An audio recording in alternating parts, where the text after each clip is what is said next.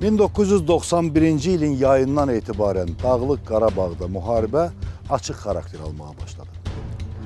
Avqust qiyamının süqutu və SSR-nin dağılması artıq mütəşəkkil ordu formasında fəaliyyət göstərən erməni silahlı birləşmələrinin Dağlıq Qarabağ ərazisində geniş miqyaslı hərbi əməliyyatlara başlamasına təkan verdi. Qarabağın Azərbaycanlılar yaşayan kəndlərinə hücumlar başladı. Bu hücumlar zamanı keçmiş Salmiya rayonunun Başqışlaq, Şəfəq, Zeyvə, Todan, Hadrut rayonunun Tuğ və Sələkətin, Əskəran rayonunun Cəmilli və Meşəli, Xocavənd rayonunun Xocavənd və Divanlılar kəndinin əhalisi öz ev eşiyindən qovuldu. Yüzlərlə insan qətlə yetirildi.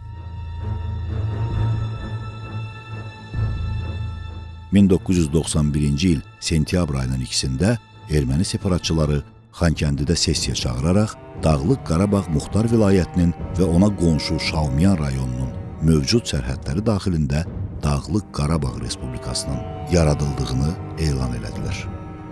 Beynəlxalq ictimaiyyətin hadisələrə biganəliyi, bəzən isə hətta açıq-aşkar erməniləri dəstəkləməsi dəhşətli faciələrin yaxınlaşmasından xəbər verirdi. Oktyabr ayının 30-da Xocalı ilə avtomobil əlaqəsi də kəsildi. Xarici aləmlə yeganə əlaqə vasitəsi kimi ancaq vertolyotlardan istifadə olunurdu.